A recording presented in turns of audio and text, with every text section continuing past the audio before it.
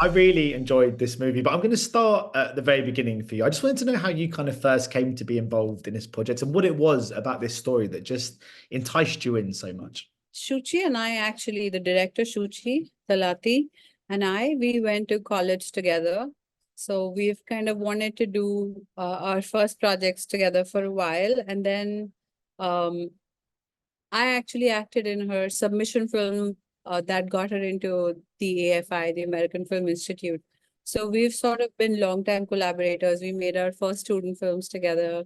Um, and then when she had this script, I really wanted to be a part of it in some way. So we submitted it to, uh, there's this thing that happens here called the NFTC Film Bazaar, which happens in Goa every year, which kind of allows for Indian filmmakers to find collaborators and co-producers from the rest of the world.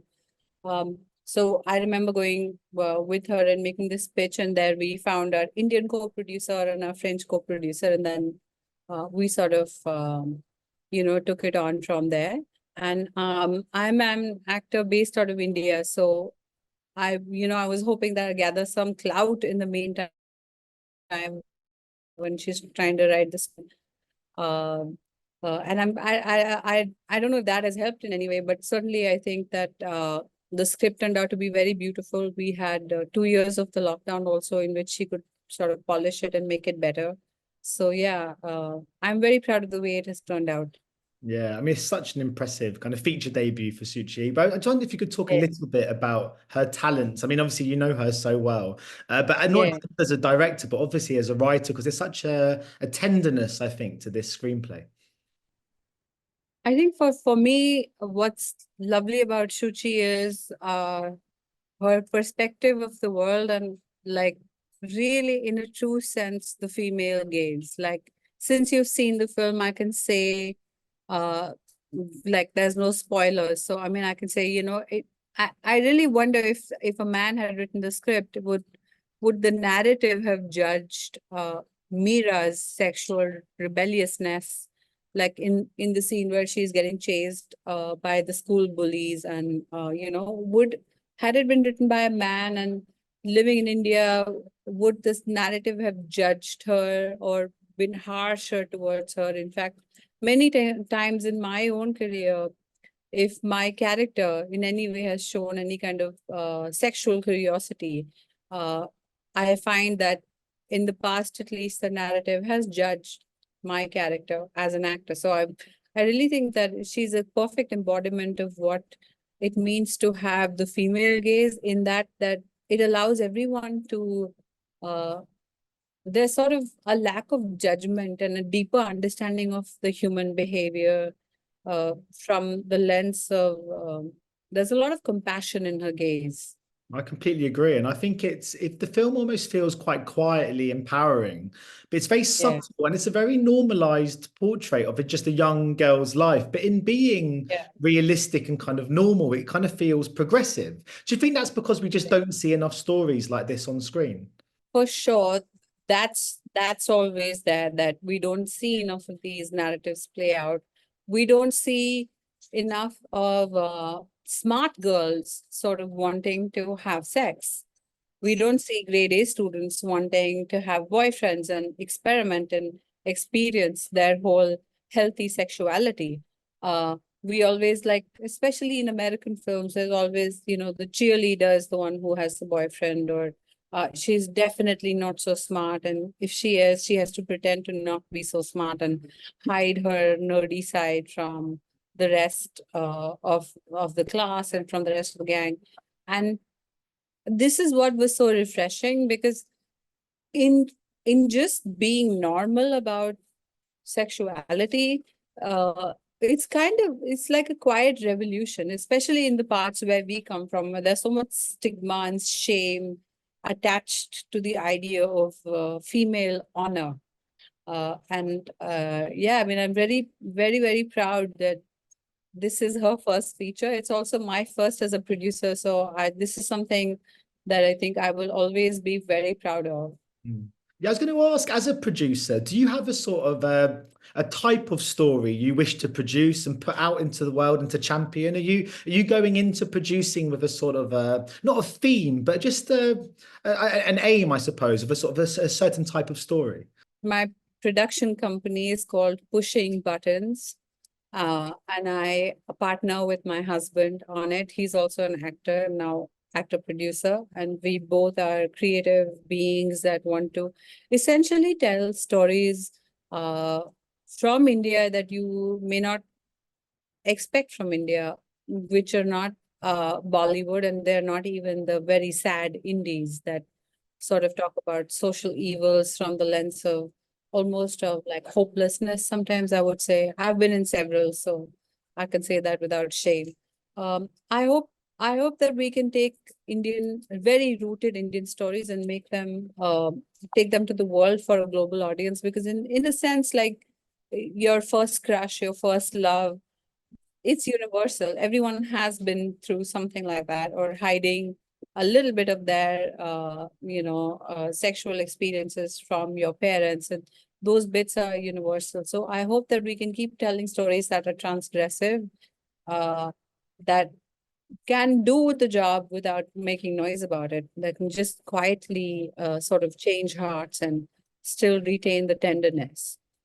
Does this feel like quite a good time, do you think, for kind of Indian and global content, really, because of like streaming? I mean, I loved Hira Mandi, which obviously you were starred in, but Oh, that got a really big audience now because of Netflix in a way that maybe 20 years ago it might not have, it would have struggled to reach people in quite the same way. Is it quite an exciting time for you as an actor and a producer? I'm actually personally having a full identity crisis. I just gave birth to my daughter 2 months ago, and when someone tells me, "Oh, we loved you in the show," and I'm like, "Oh, that was me. Yeah, I was an actor till not so long ago." But I believe this is the first few months are like that always, and uh, this part of postpartum is quite confusing. Uh, Specifically about Hira Mandi, I think that director had a big showing in Cannes in like 20 years ago with Devdas, which was his magnum opus musical film celebration. But certainly, I think the world has shrunk. We get to watch Narcos from Mexico, and Squid Game from Korea, and in a sense these become universal. And I think this is what needs to be celebrated. And if there's any way in which, I mean, the Oscars have been a testament to this with uh, Anatomy of a Fall and Parasite and Roma, and these films sort of uh, going global. I think that's really exciting as a creator. But I never think it's a good time. I mean, in the world, I mean, I just feel like there's like a genocide on, and there's accelerated global warming.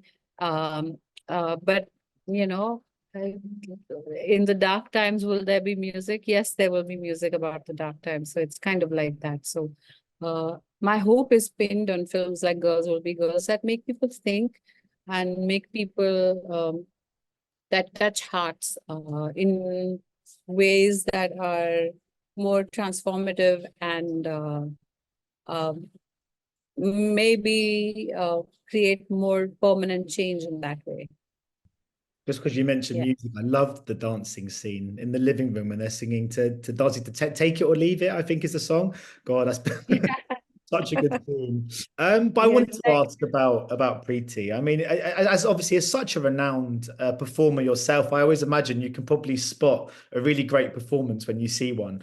Just how impressive is this from her? Because it's such a there's so much complexity going around in her head, and she manages to deliver on so many fronts, I thought. yeah, well, Preeti is just so exceptional. And as you can imagine, we were being actors who, also act in Bollywood movies. Both my husband and I, we were thrown, names were thrown at us of like name actors, not just for Preeti, but for Kanni Kusruti's part. Kanni, who is also having quite the year with All We Imagine Is Light. She was in Payal Kapadia's film, which won the Grand Prix at Cannes this year. And so we're just really lucky to have this cast. And Preeti actually came through an open casting call. She saw flyer in her college, and that's how we found her. So I think the first thing about casting is we really do have to doff our hats to the casting director, who's Dilip Shankar. He worked on Monsoon Wedding and Life of Pi.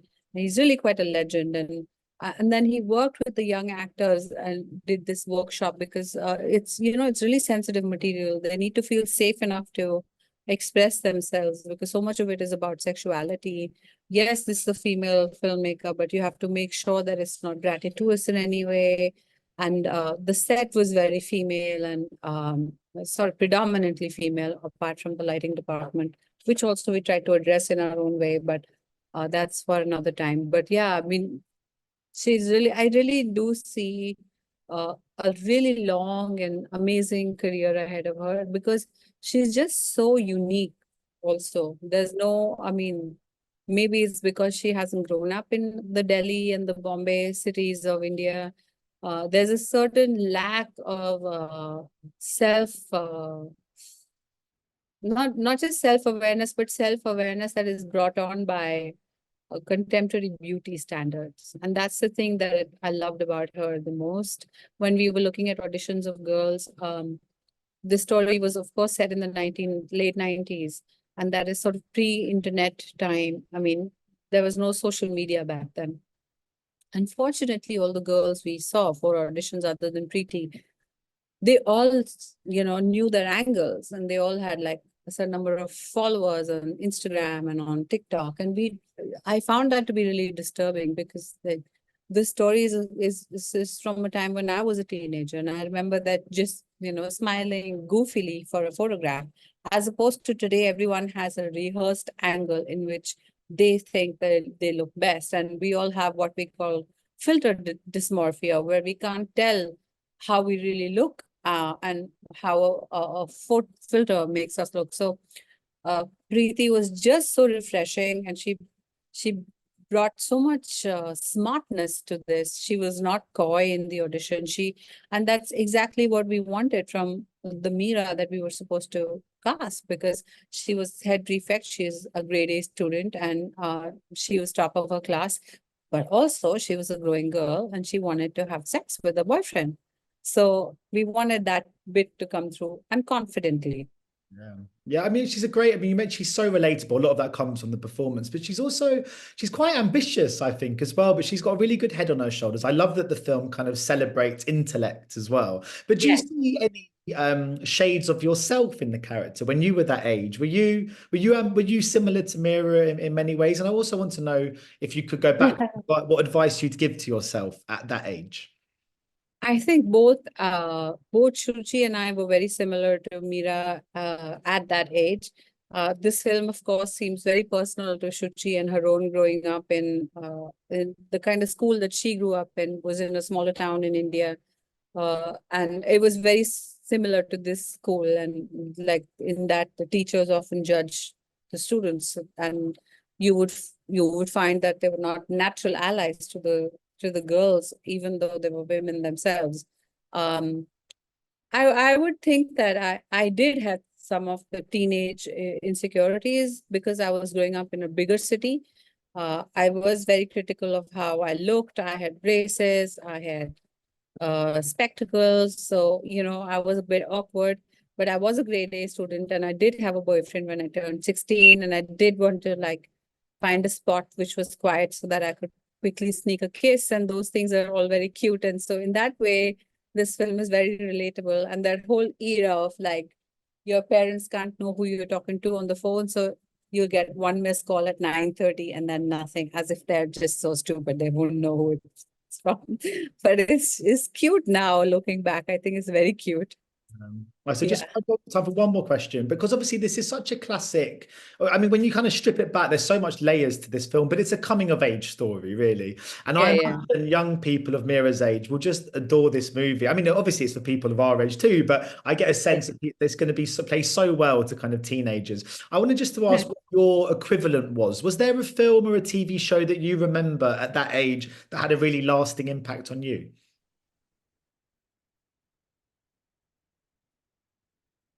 No.